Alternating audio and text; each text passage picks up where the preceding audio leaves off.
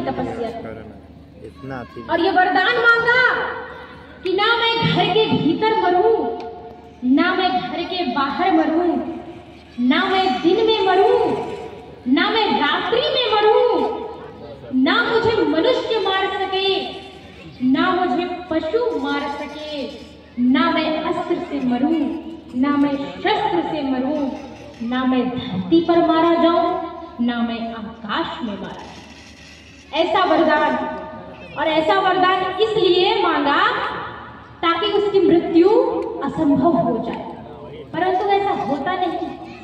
इस समस्त संसार में जन्म लेने वाला प्रत्येक प्राणी, फिर चाहे वो कोई भी हो, 84 लाख योनियों में से सभी योनियों को जन्म के साथ मृत्यु को भी गले लगाना पड़ता है।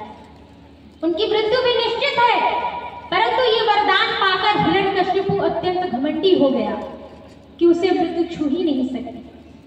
तो हिरण्यकश्यपु ने वरदान मांगा और ये वरदान पाकर हिरण्यकश्यपु और भी शक्तिशाली हो गया और उसने स्वर्ग पर आक्रमण कर दिया, अधिपत्य कर लिया और स्वयं को भगवान घोषित कर दिया।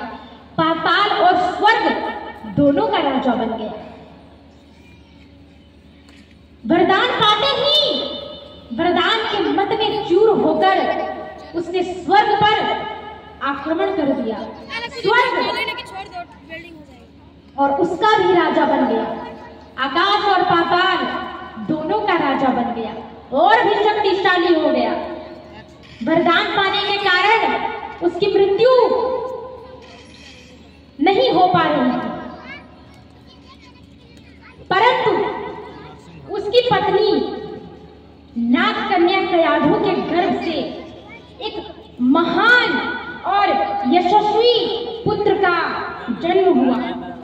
उस समय महारानी कयाधु नारद जी की कुटिया में थी। जिस समय प्रहलाद गर्भ में थे, हिरण्यकश्यपु के पुत्र का नाम प्रहलाद हुआ, तो जिस समय प्रहलाद माता कयाधु के गर्भ में थे वो एक नाग कन्या थी, नागलोक की राजकुमारी।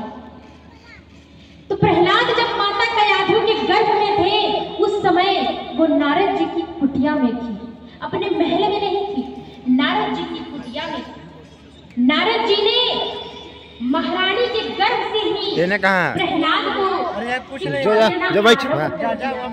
गर्भ से ही, ऐसा नहीं है कि बालक जन्म लेगा वो 6-7 साल का हो जाएगा तब हम उसको पढ़ाना लिखाना शुरू करेंगे, नहीं, गर्भ से ही